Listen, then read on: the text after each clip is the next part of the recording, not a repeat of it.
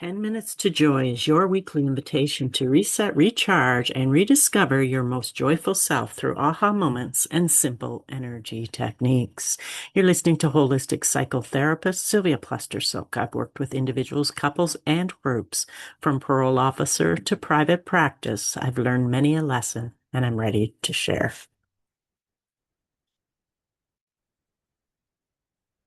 Over the weekend, I had the honor to attend a fundraiser for the Nightingale Center in Guelph, Ontario. It is a center that was created to help families, youth and families and children going through grief. So today I thought we would talk about grief. Grief is a fickle thing. We go through life. We've had losses. Sometimes they're losses of people. Sometimes they're losses of experiences. There's so many forms of grief, and we tend to think of grief only as in when we have lost someone. Grief can be a loss of schedule, losing a job and having grief about that. Grief can even be I'm on holidays and I'm grieving the change. How do we experience grief? Kübler-Ross came up years and years and years ago with 5 stages of grief, and we have adhered to that up until the last several years when it's been disproven. We don't go through 5 lovely stages of grief and then it's complete and over with. Oftentimes people will talk about grief is the place where the loving caring just has no place to go anymore. And it often hits us in moments that we least expect it. So I mentioned that I got a new puppy. So I took Luke to his first vet visit, focused completely on him, excited about this, that he was going to get weighed again, etc., etc. Then I arrived at the vet clinic, sitting in the examining room with Luke, waiting for the vet. And I started to cry because suddenly the memory of sitting with my last dog, Josie, when she passed away in that same clinic, hit me. It hit me like a 2x4 out of nowhere. And that, my friends, is how grief really works. We can go through a multitude of different emotions. There is no time limit to grief. There's no way that you need to do step A, B, C, D, E, and F to get through grief. Everyone grieves independently of another. Each type of grief we have is very different as well. So we can't say, okay, this is where I'm at today. It can be the most unexpected things in ways that it shows up. So, what do we do when we have grief? One, feel those feels. Just allow yourself to take a time out and to feel the sadness or the anger or the longing or the loneliness or whatever emotions coming up for you, because they're real and they're genuine. In grief, we often think we're honoring the other person, when in fact, grief recovery or healing is about honoring ourselves in our own process. And to honor ourselves, we don't push something away and ignore it. We don't gaslight ourselves and say, oh, that's silly. I shouldn't be feeling it all these years later. No, we feel it. We honor it. We acknowledge that that person, place, or thing is no longer here for us. And we do our best to move forward one step at a time, one day at a time. Sadness can be a big part of grief. Sometimes anger comes in. Sometimes a longing and a loneliness so deep it feels like your heart has shattered. And for sometimes you'll hear people say, when that person died or when that my dog died, part of me died with them. And sometimes we'll have a shattered chakra, heart chakra. And we need to find ways energetically to help call back our energy. And we can do that by simply going within ourselves, taking a few nice deep breaths, making sure we're grounded. And if you don't know how to ground, look up previous podcast episodes of 10 Minutes to Joy because they're there. So from that grounded, peaceful state, you can just simply call back your parts. I call back my heart, the shattered parts of my heart. I honor me and I honor them, insert name.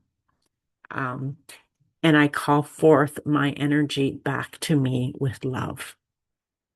And oftentimes that will be enough to start to have a little bit more healing in your heart. And there are losses we are never, ever, ever supposed to experience in life, and like the loss of a child. And I don't know how those people heal. Um, and I think that you just do your very, very best, but staying alert and staying present with the grief. Oftentimes, grief gets complicated if we've had issues with the person that we've lost, or we haven't said what we needed to say to them while they were still living. And so we have unresolved, maybe traumas with them, unresolved conflicts with them, or simply things that, you don't say those kinds of things in this family, like, I love you. I really appreciate the following things about you. And so if you're in that case where you have unspoken things that you need to say to that person, if you're like me and believe that we don't end at death, we just go to another dimension, you can just focus on that person and say what you have to say. You could write a letter going through all your emotions about that you have for or about that person and burn it in a fire. Maybe you want to hold on to the letter. Maybe you don't want to release it in a fire. If you release it in a fire, you may want to put a crystal or two, something very loving and positive, so that it's got that balance of energy and an energy to hold the shift as well. I think that we really need to start to honor more. We get like 2 days of bereavement leave when somebody leaves us. And really, honestly, the first couple of days after somebody's died, we're often in shock and just trying to get through the days. So that's important, but it's almost like a fallacy that, we've got a short 2 days and you're going to be great and ready to go back to work. And often we don't feel that way. And then what do we do for people that we know are grieving?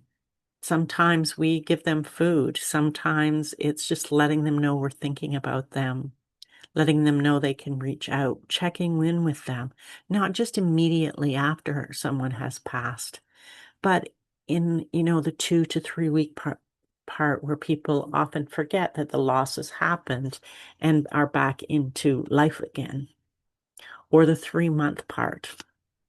Special occasions also can bring up a lot of grief. We've just gone through Mother's Day here, and so tons and tons of grief around lost mothers or conflict with mothers, so that we don't actually have to lose them. But if we have a complicated relationship, grief can also come up around those holidays, especially when we see all these beautiful memories or from other people about their beautiful mothers.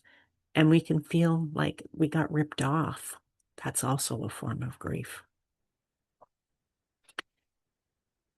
Grief is something that goes through multiple stages and multiple times. It may be a special event and it may be the most mundane experience that you're having. that causes you to really break down and have tears. Or it may cause you to feel really angry. And then you just need to process the anger because there's nothing wrong with anger. Anger often comes up when it's been complicated or you feel like you've been abandoned. So allowing yourself to journal and feel those feels of what's really happening for you is the best gift you can give yourself when you're grieving. I'm not a grief expert. This is the things that I've learned in helping and assisting clients through grief, in working through my own grief in life. But we certainly need to understand it doesn't come with a timestamp. And it's time to be thoroughly and completely gentle and caring with ourselves and other people who are grieving. Love helps grief. Acceptance helps grief. But certainly being present for yourself if you're going through grief is really, really important. That's all for today. Remember, your emotional freedom isn't found in controlling everything around you, but in releasing what no longer serves you. Maybe releasing some emotion. Each breath is an invitation to let go and embrace your most authentic self. Have a great week.